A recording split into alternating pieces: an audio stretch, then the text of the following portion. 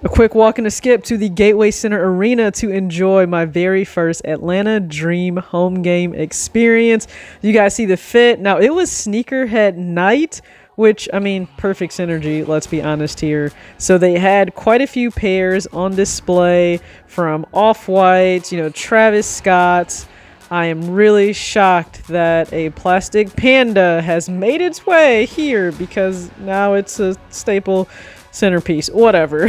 Had to take a look around the arena itself, just take in the vibe prior to the actual game starting itself.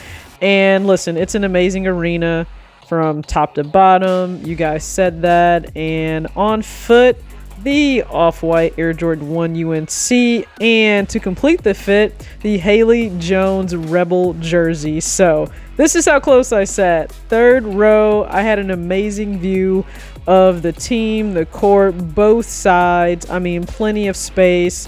Just being able to move around. Like, honestly, everything was great. So let's just hear some of the sounds of the game in the arena.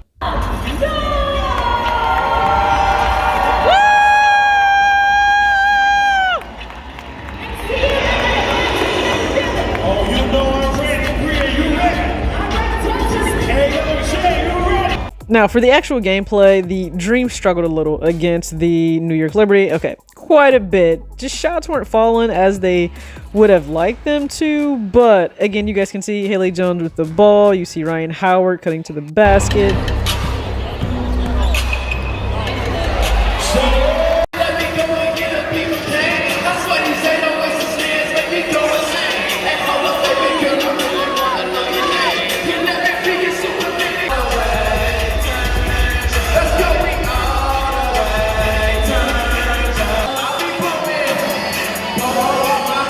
It's your girl TJ back, and the game itself, the experience for the Atlanta Dream, it was everything I wanted it to be. They didn't win, but you know what? You can't win them all. They played a really great team in the New York Liberty, but the experience, yes, I promise to treat myself to more of that. My bucket list to go around to every WNBA's home arena just to experience that atmosphere, but then also local food that I can't get here back at home. So for the actual day itself for the game, so the game was the same night. I flew down and had my fit ready, but thank goodness it worked out. The arena shop for the Dream, they had the Rebel jersey, so those were the jerseys I wanted. They had Haley Jones, shout out to that Stanford grad, brand new from the draft class, so she is a rookie and one of my favorite rookies to cheer for. Picked up my Haley Jones jersey, and immediately as I'm walking down the arena, like I'm just walking around, I was actually trying to find one of my favorite WNBA writers. So shout out to Mark. I'll probably throw a pic up here. I was able to see him and meet him in person. So you always connect with people, especially on WNBA Twitter there, but you may or may not get a chance to meet them in person. So it was amazing to be able to see him since he is down there now and he covers the Dream.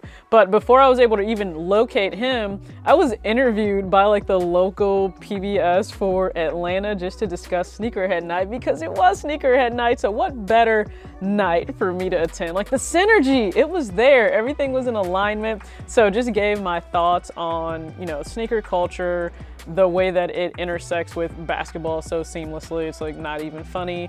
And I had to show up in some Off-White Jordan 1s, okay? Like it was Sneakerhead Night, and not as if I wear them a whole lot. Like I'm not just throwing on Off-Whites to run to the grocery store. That would be weird. So instead, I wore them there. Whole fit came together, but my seats. Yes, I intentionally picked third row seats, but I didn't know that it would be that stellar of an experience. Go all the way down. It was just really great for me to pick those seats for myself.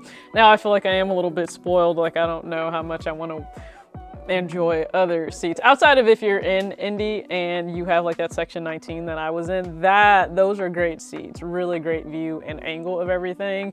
But that third row was stellar. To my surprise, sat 2 rows behind 2 Chainz. That was pretty cool. Vibe, the energy, it's all there. It's what you would expect at an Atlanta event. I got to see Bree in her element. So Bria, if you guys don't know, like, she is literally the voice, the face of a lot of just basketball right now, whether it's, you know, for youth, men, women, high school, college, doesn't matter, pros. She is like the go-to host and MC. So to see her in her element, it was great. People go up for the t-shirt toss. I learned at the Atlanta Dream Games, they go up for that. Roscoe Dash performed at halftime. I will just say this in my, like, looking back, Roscoe may be more for like my age range, right? Like the 33-year-olds, like the 20, maybe 29 to like 40-year-olds. I don't know, maybe just like the younger kids are just not that familiar maybe with Roscoe's music, but I enjoyed the halftime show. Really hit for me, of course, because like I grew up on a lot of his hits. And if you're not familiar with like a little bit of the drama that went on for the game, so no joke, I was able to get a clip or the footage, but it was like just before Sabrina did her whole villainous trying to quiet the crowd down after an injury and her shooting the free throws for the technical that, you know, was assessed on the Atlanta Dreams coach. But I'm not really sure why Sabrina wants to take on this villain role. Like, she wants to be the villain, it seems like. I mean, you're well on your way, baby girl. Well on your way.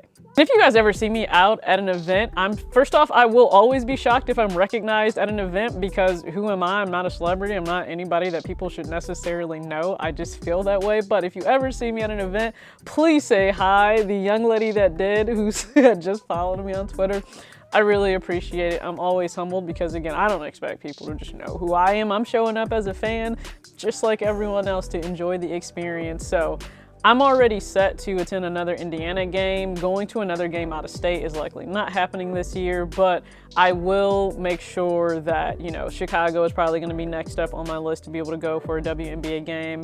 Maybe Dallas, but that would have to coincide maybe with a trip to see a friend, or I could just try to also make New York work. I don't know.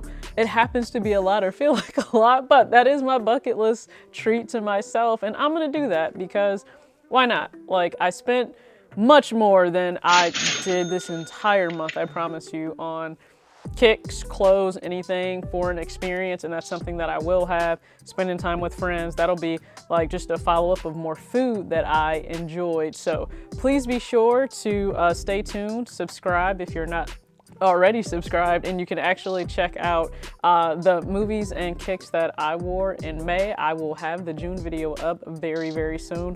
As always, act your age, not your shoe size.